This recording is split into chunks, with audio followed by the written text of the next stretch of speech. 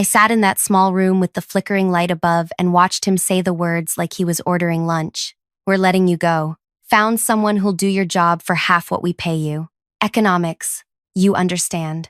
Wade had this way of talking where he'd say something cruel and then smile, like the smile would make it okay. He did it now. That same grin he used when he asked me to stay late, when he needed something fixed, when he wanted me to explain why products were arranged a certain way for the third time that month. 9 years. I'd given this place 9 years. When I started, the warehouses were a disaster. Products thrown wherever there was space. Summer items buried under winter stock in July.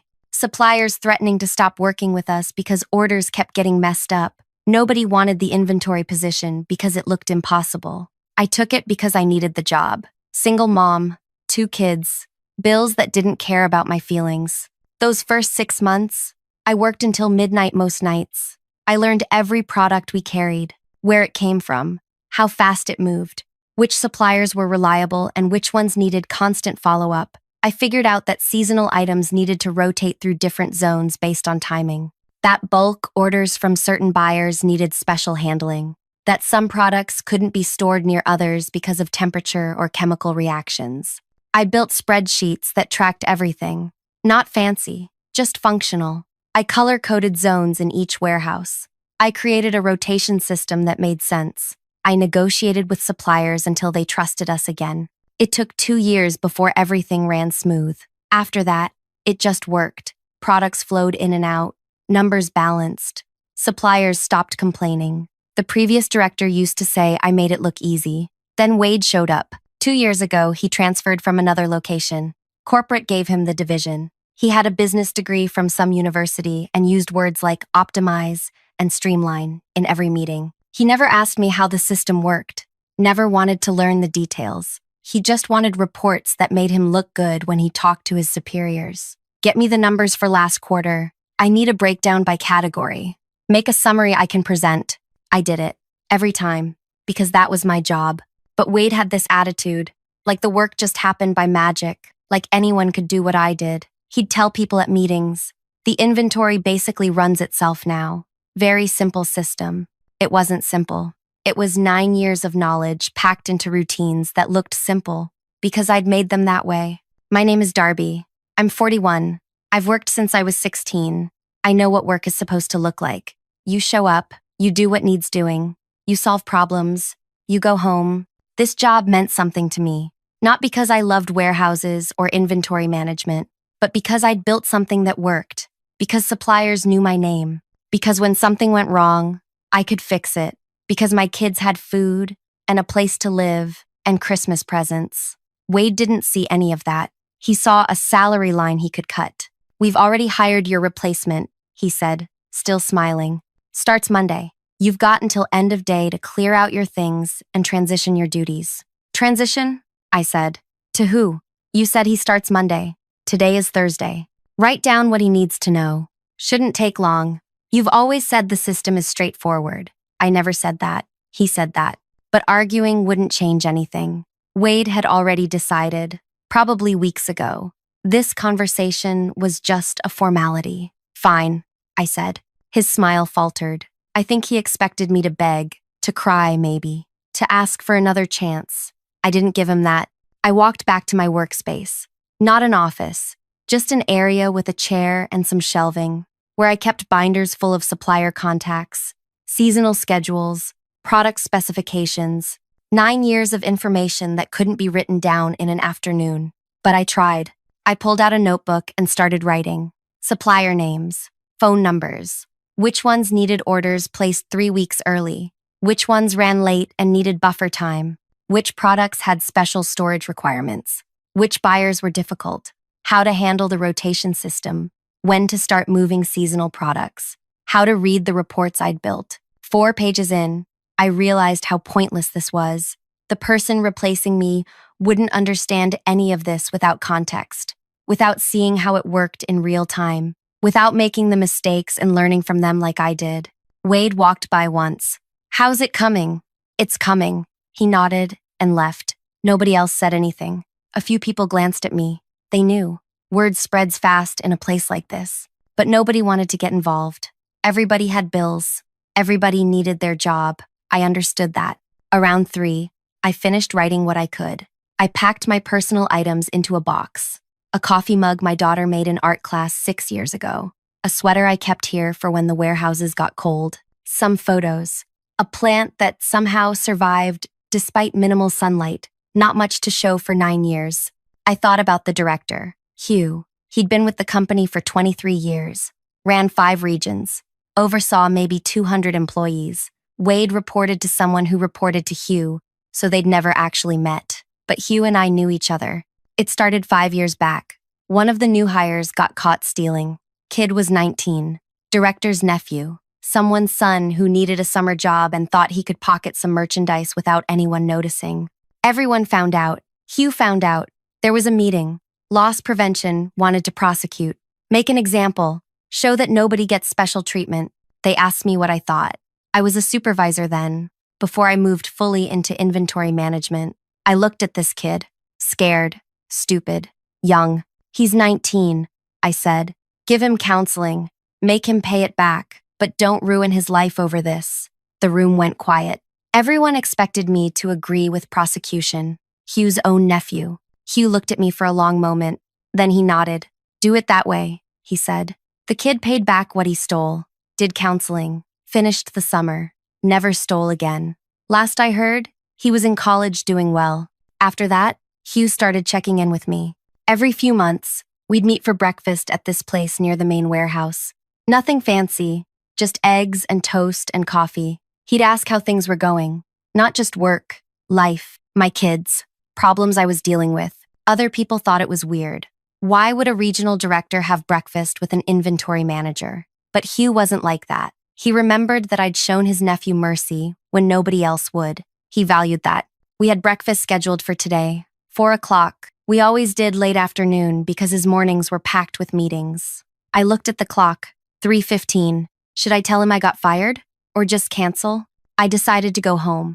I'd text him later, explain what happened. He'd understand. He might even put in a word for me somewhere else in the company. I carried my box through the building, past people working, past the break area where I'd eaten lunch for 9 years, past the bulletin board with safety reminders and birthday announcements. Wade wasn't around when I left, probably in a meeting, taking credit for cutting costs. I loaded the box into my car and drove home. 20-minute drive through traffic, same route I'd taken thousands of times. I didn't cry, didn't feel angry. Exactly, just empty, like something had been carved out, and I was supposed to keep moving anyway. At home, I put the box down, made tea, sat on the couch. My phone started buzzing. Hugh. I stared at it, let it ring. He'd leave a message. It rang again, again. On the 4th ring, I answered. Where are you? Hugh said. No greeting. His voice had an edge. We have the review in 30 minutes. Your boss keeps saying you quit. What's happening? I didn't quit, I said. Wade fired me. This morning. Said he found someone who'd work for less. Silence. I could hear Hugh breathing. Background noise. Voices. He what? Fired me. Told me to pack my things and write transition notes for my replacement. I'm looking at the schedule right now, Hugh said. His voice had changed. Colder. You're on here. Quarterly inventory review. 4 o'clock. We do this every 3 months, Darby. You've never missed one. I know. I was coming. Then Wade called me into his office and told me I was done. More silence. Then, stay near your phone. He hung up. I sat there holding my tea. It had gone lukewarm. Outside, I could hear kids playing. Someone mowing a lawn. Normal sounds. Normal day for everyone else. My phone buzzed. Text from Hugh. What's your boss's direct number? I sent it. Then I waited. 20 minutes passed. I tried not to imagine what was happening. Hugh calling Wade. Wade realizing he'd made a massive mistake. But what could Hugh do? Wade was management. He had authority to hire and fire within his division. My phone rang. Unknown number. Hello? Darby, this is Pauline from HR. I'm calling about a termination that was processed today under your employee number. Can you confirm you met with Wade Brennan this morning? Yes. And he informed you of termination? Yes. Did he provide documentation? Severance information? No. He just told me to pack my things. I heard typing. I see. And did he cite performance issues? Disciplinary actions? He said they found someone cheaper. More typing. Longer this time. Okay, thank you. Someone will contact you shortly. She hung up. I felt something then. Not hope, exactly, but something. An hour later, Wade called. I almost didn't answer, but curiosity won. Darby. His voice sounded different. Tight, like he was forcing the words out. There's been a misunderstanding. We need you back. Immediately. I said nothing. There was a communication issue with HR. Your termination wasn't properly authorized. We need you to return tomorrow morning. When? What happened to your better candidate? I said. That fell through. Look, this was a mistake. We value your contributions. You're essential to operations. Essential. He'd never used that word before. Never used any word that suggested I mattered. The director wants the inventory reports, Wade continued. For the review. You have all the data. Nobody else can pull it together in time. Nobody else. Because he'd fired the person who knew how. I'll think about it, I said. Darby, please. I need an answer now. We have obligations. Contracts. The quarterly review is critical for regional planning. You didn't care about that this morning. I made an error in judgment. It happens. But we can fix this. Come back. We'll discuss a raise. Better benefits. Before I continue further, thank you for listening to my story. I know you could be doing anything else right now, but you're here with me. Drop a comment and let me know where you're listening from. I'd love to know this story is reaching people everywhere. Now, let me tell you what happened next. I didn't go back that day, or the next. I let Wade sit with his mistake. Hugh called me that evening. I want you to understand what's happening, he said. I didn't fire Wade. I'm not transferring him. I'm doing something else. What? Promoting him. Effective immediately. He's personally responsible for all 3 warehouses. Direct oversight. No support staff. No transition period. Every decision goes through him. Every mistake falls on him. And he needs to produce the quarterly reports you usually handle. By himself. I didn't know what to say. He told corporate anyone could do your job, Hugh continued. So now he gets to prove it. He wanted to cut costs? Fine. He can manage the system himself and save your salary. Hugh, that system took me 9 years to build. He doesn't know how it works. I know. He's about to learn that. What about the warehouses? The operations? They'll survive. Might get messy for a while. But Wade made a decision that affects my region. He eliminated someone critical without consulting me, without understanding what he was losing. That has consequences. After Hugh hung up, I felt strange. Not happy. Exactly. Not satisfied. Just aware that something had shifted. Wade called me 6 more times that night. I didn't answer. The next day, I got a call from someone at the main warehouse. Trent. He worked shipping. Hey, is this Darby? Listen, I know you're not here anymore, but we have a problem. There's a shipment of winter gear that needs to go out today, and nobody knows where it's stored. Your boss is tearing through Zone C, but I'm pretty sure that's summer inventory. It's in Zone A, I said. Back corner, yellow labels. Thank you. He's been looking for 2 hours. Trent hung up. 20 minutes later, another call. Different warehouse. Supplier delivery came in wrong. Products they didn't order. Nobody knew who to contact to fix it. I walked them through it. Then another call. And another. Wade's voice got more desperate each time. Please. Everything's chaos. Nothing's where the reports say it should be. Suppliers are calling about missed orders. The replacement you mentioned? He quit. Walked out after 4 hours. Said the job was nothing like I described. What did you describe? Data entry. Simple inventory tracking. I didn't know it was this complex. You made it look easy. That word again. Easy. You never asked how it worked, I said. You just wanted it to work. I'm asking now. Come back. Name your price. I thought about it. Going back. Taking the raise. Returning to something familiar. But I'd spent 9 years building a system for someone who didn't value it, who thought I was replaceable, who smiled while he fired me. No, I said. Darby, please. The regional review is in 2 days. Hugh is demanding full reports. Supplier analyses. Zone efficiency breakdowns. Product movement tracking. I don't even know what half of that means.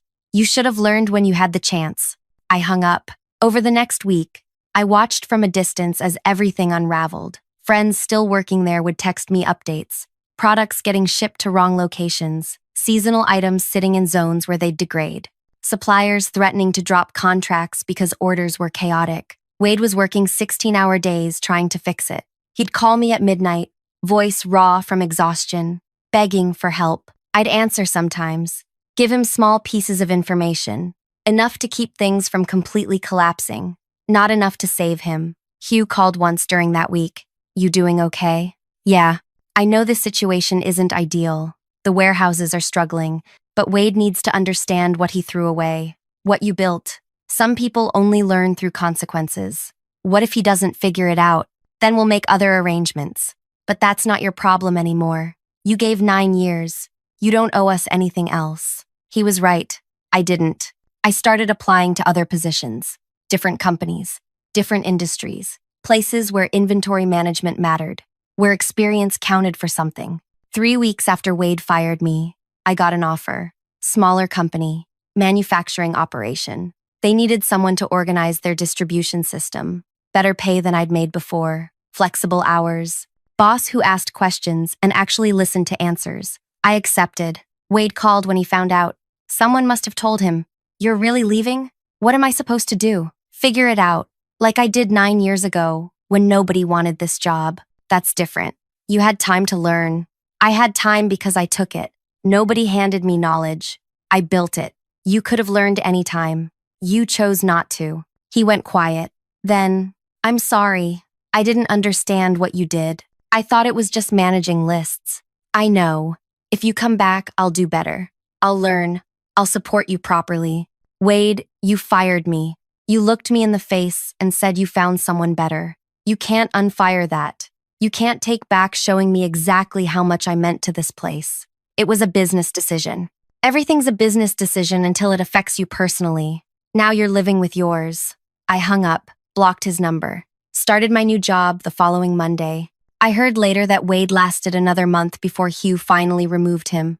Not fired, transferred to a smaller location, single warehouse, no direct reports, essentially demoted while keeping his title. They brought in someone new to run the division, someone who understood operations, who spent the first month just learning the system I'd built, talking to suppliers, understanding why things were arranged certain ways. That person called me once. "I'm trying to untangle what's here. Your notes help, but there's so much institutional knowledge that's just gone. How did you keep all this in your head?" 9 years of showing up, I said. 9 years of showing up. 9 years of fixing problems nobody else wanted to touch. 9 years of learning what worked and what didn't. She thanked me, said if I ever wanted to consult, they'd pay well. I told her I'd think about it, but I didn't want to go back. Not even as a consultant. That chapter was done. My new job felt different from day one. The owner, a woman named Bree, walked me through the facility personally, showed me every area, introduced me to every person, asked me what I needed to succeed. "Time," I said. "Time to learn your products, your suppliers, your processes. This won't be instant." "I know," Bree said. "That's why we're hiring you. We need someone who understands this takes work." It was refreshing. Being treated like my knowledge mattered, like experience was valuable instead of expensive. The facility was chaos when I started. Not as bad as my old warehouses had been 9 years ago, but close. Products scattered, no clear organization system, suppliers frustrated by constant ordering mistakes. I'd seen this before. I knew how to fix it. I started the same way I had years earlier, learning every product, talking to everyone who worked there, understanding the flow, where things came from, where they needed to go. What slowed the process down? Took me 3 months to build a working system, color-coded zones, rotation schedules, supplier relationships rebuilt, reports that actually tracked what mattered. Bree checked in regularly, not hovering, just present. "How's it going? What do you need? Any obstacles I can remove?" That's what good management looked like. Someone who understood that helping employees succeed was how you succeeded. Meanwhile, I heard stories from my old workplace, through friends still there, through industry contacts, through the occasional message from someone who had my number. The new division manager was struggling, not because he was incompetent, but because rebuilding what I'd spent 9 years creating was nearly impossible. The institutional knowledge was gone. The supplier relationships had been damaged during Wade's chaotic month. Trust took years to build and moments to destroy. Products were moving again. Orders were getting filled, but it wasn't smooth. It wasn't efficient. It was functional at best. One of my old supplier contacts called me, guy named Roland. I'd worked with him for 7 years. He provided seasonal merchandise, outdoor equipment, camping gear, holiday decorations. Your old company keeps messing up orders, he said. Wrong quantities, wrong timing. I've tried working with their new person, but it's not the same. Any chance you'd consider coming back? I'm not going back there, Roland. What if I move my contract to wherever you are now? Would your new company be interested in seasonal merchandise? I thought about it, talked to Bree. She was interested. We worked out an arrangement. Roland shifted a portion of his business to us. Then another supplier did the same, and another. Within 6 months, my new company had picked up 4 major suppliers who'd previously worked with my old employer. Not because I asked them to switch, but because they valued reliability. They valued relationships, and those relationships had been with me, not with the company. Hugh called me around that time. You're stealing our suppliers. I'm not stealing anyone. They're making business decisions, just like Wade did when he fired me. Hugh laughed. Actually laughed. Fair point. How's the new place treating you? Better. Good. You deserved better than what happened. I'm sorry it took Wade's stupidity for you to find it. You could have stopped him. I could have, but you would have stayed in a place that didn't value you. Sometimes the worst thing that happens to us is the push we need towards something better. He wasn't wrong. I'd been comfortable at my old job. Not happy, not fulfilled, just comfortable, familiar. I probably would have stayed another 9 years, building systems for people who didn't appreciate them. Getting fired hurt, but it freed me. My kids noticed the difference. Not just the better pay, though that helped, but my mood, my energy. My daughter Riley said it one night at dinner. You seem lighter, Mom. Lighter.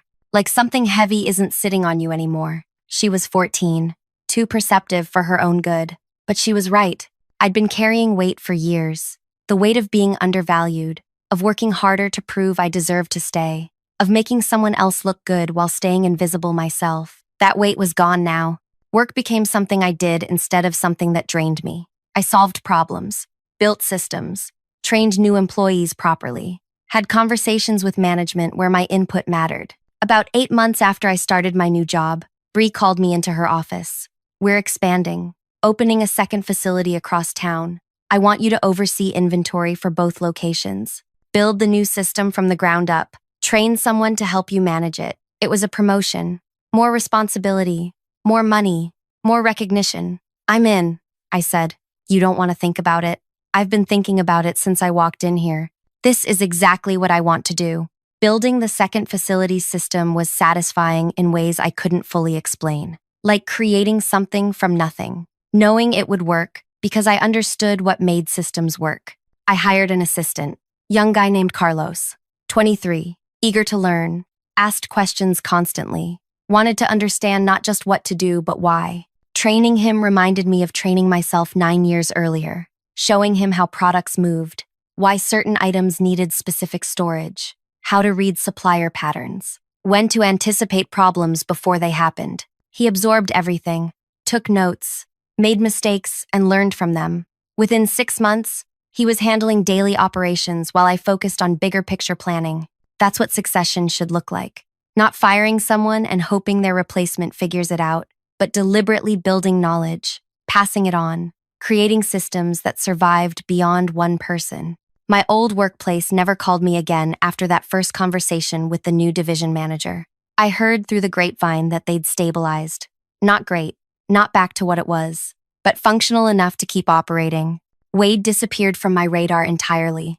I didn't ask about him, didn't look him up, didn't care. Some people thought I should feel triumphant, like I'd won something, but it didn't feel like winning. It felt like moving forward, like leaving behind something that didn't serve me and finding something that did. One afternoon, about a year after I'd been fired, I was in the new facility checking a shipment when my phone rang. Unknown number. I almost didn't answer, but something made me. Darby? This is Glenn. I don't know if you remember me. I worked in receiving at your old job, Zone B warehouse. I remember. How are you? I'm okay. Listen, I'm calling because I'm leaving the company. Found something else. And I wanted to thank you before I go. Thank me? You probably don't remember, but 3 years ago, I made a huge mistake. Mixed up 2 shipments. Cost the company thousands. I thought I'd be fired.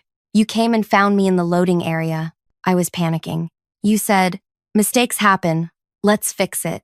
You stayed 4 hours after your shift helping me sort it out. You never told anyone it was my fault. You took responsibility in the report. I did remember. Vaguely. It had seemed like the right thing to do at the time. Glenn was a good worker. One mistake didn't define him. You didn't need to call, I said. But I appreciate it. I needed to.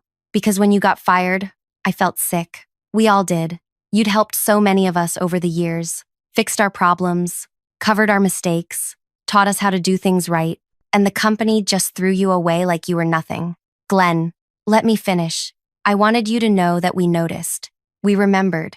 And I'm not the only one who's left since then. A lot of people have. Because if they could do that to you, they could do it to anyone.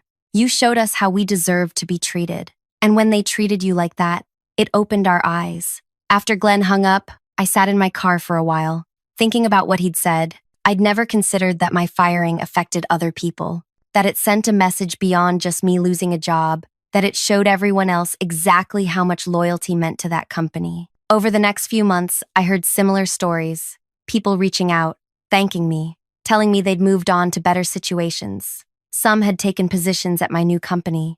Others had found different paths entirely. It was strange. Being fired had felt like an ending, like failure, but it had actually been a catalyst, for me, for others, for change that needed to happen anyway. Bree mentioned it once.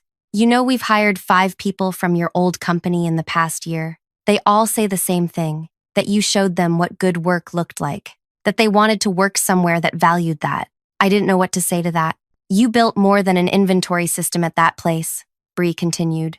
You built a standard. People saw how you worked, how you treated them, and when the company failed to meet that standard, they left. That's leadership, Darby, whether you meant it to be or not. Leadership. I'd never thought of myself that way. I was just someone who showed up and did the work, who helped when people needed help, who tried to do things right. But maybe that was leadership, not titles or authority, just consistency, integrity, treating people like they mattered.